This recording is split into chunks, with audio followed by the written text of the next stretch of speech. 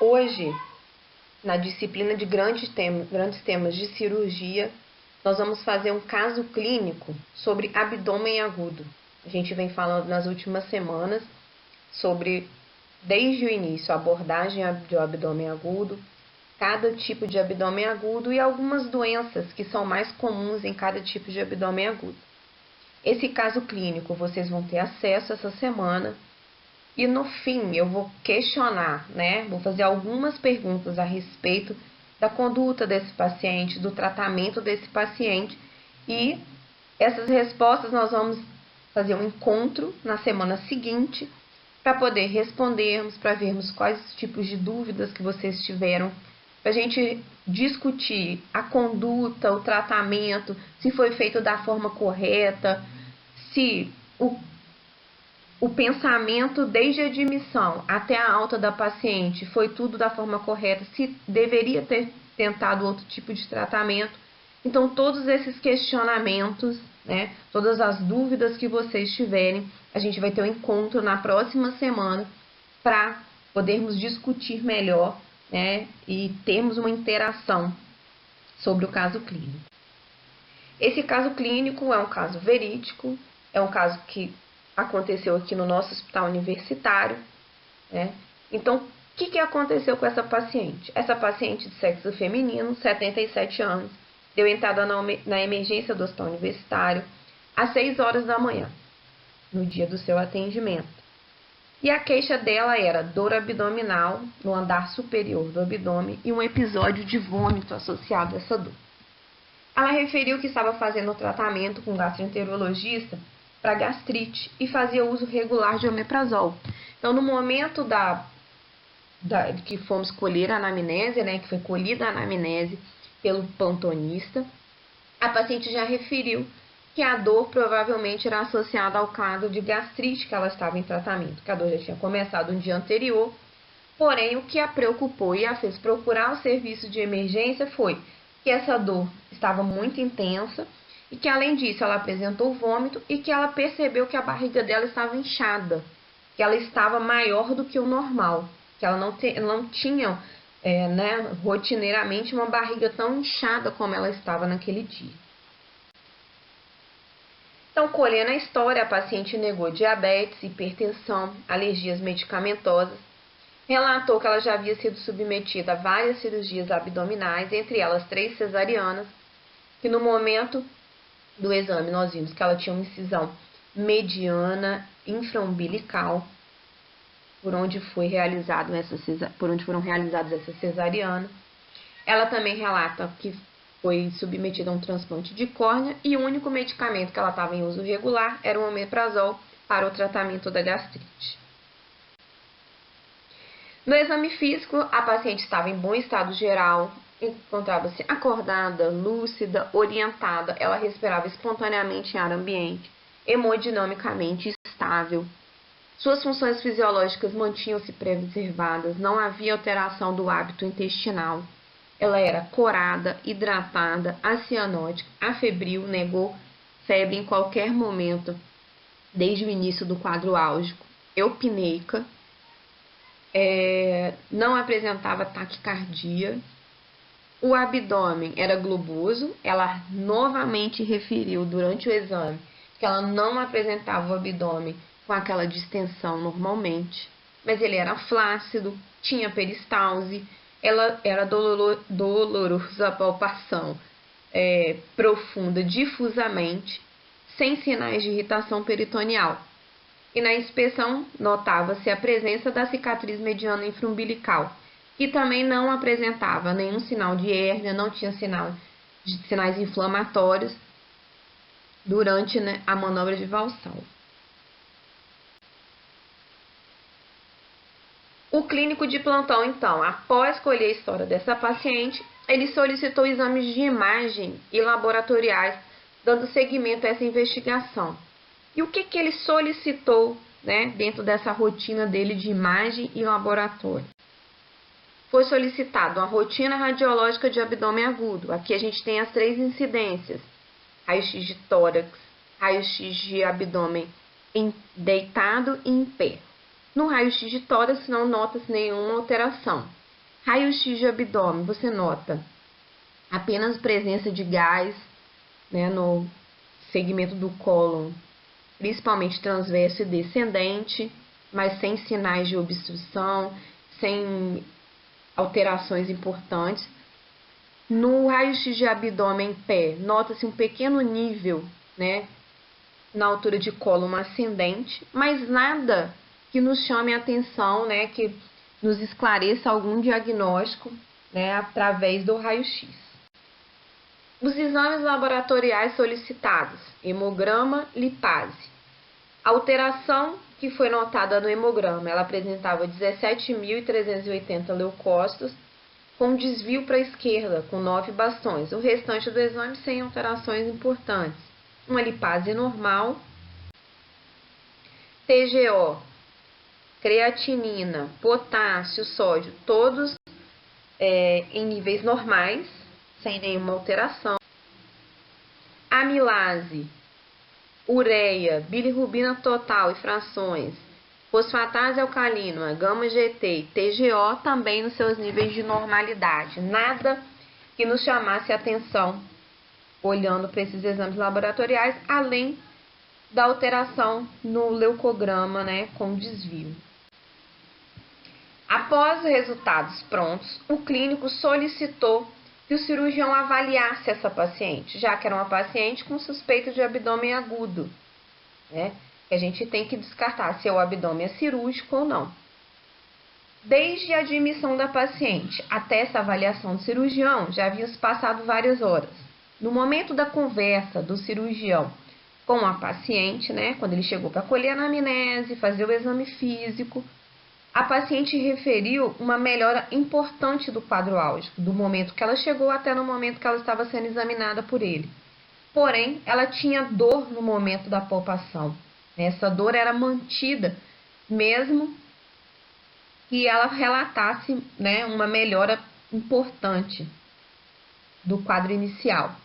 Ela mantinha-se também afebril e sem nenhum outro sintoma associado. Ela não tinha nenhuma outra queixa associada.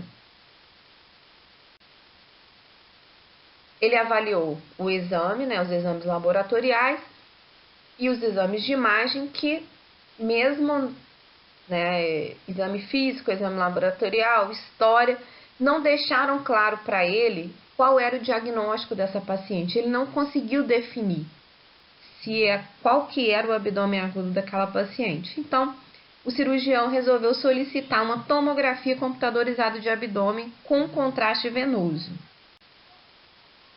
Nessa tomografia, nós vamos ver algumas imagens, não tem a tomografia inteira, mas as imagens que chamaram mais atenção desse cirurgião foi que a paciente apresenta um borramento da gordura pericecal, né, periapendicular, quina fossílica direita. Se vocês notarem, do lado esquerdo, né, do lado direito, ó, tá mais borrada. Se você for fazer uma comparação com o lado esquerdo, não tem esse borramento. E na próxima figura aqui marcada, a gente tem uma imagem, né, que é um fecalito, que é notado aqui na tomografia, na altura, né, do ósseo do apêndice. Mais uma imagem, aqui é uma reconstrução coronal da tomografia. Aqui, ó, tá marcado dentro do círculo, foi medido pela nossa radiologista, né, que nos cedeu as imagens, a doutora Camila, que o apêndice está aumentado de tamanho. Então, nós tivemos o auxílio aqui da tomografia para poder fazer esse diagnóstico, né?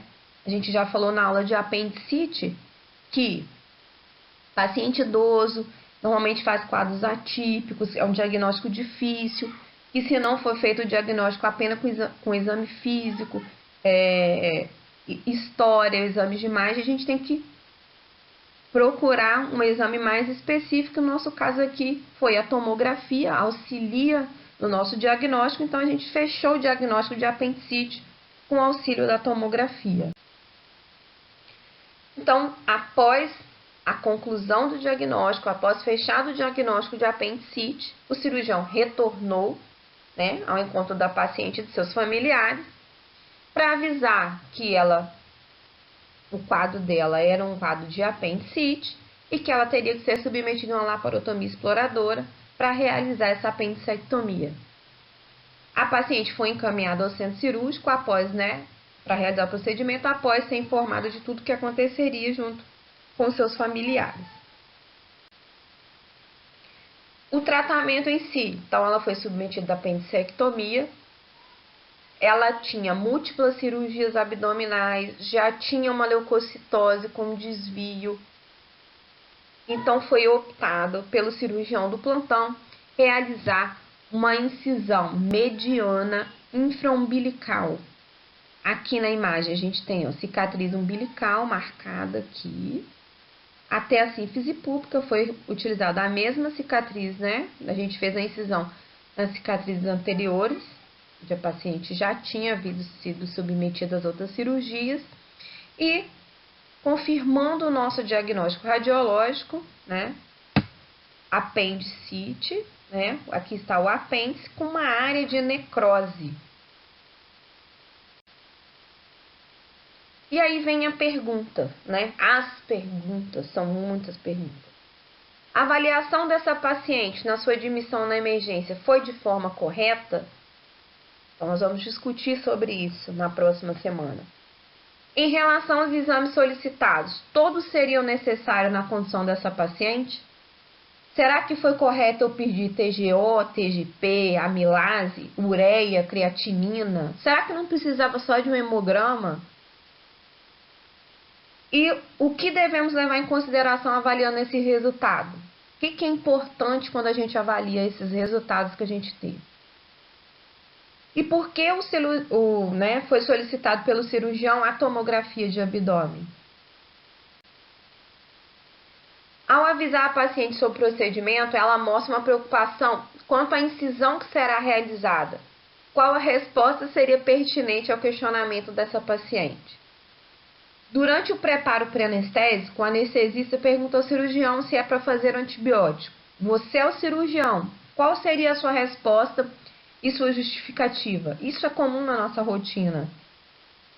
O anestesista pergunta, faço antibiótico? Qual antibiótico? Qual seria a sua resposta?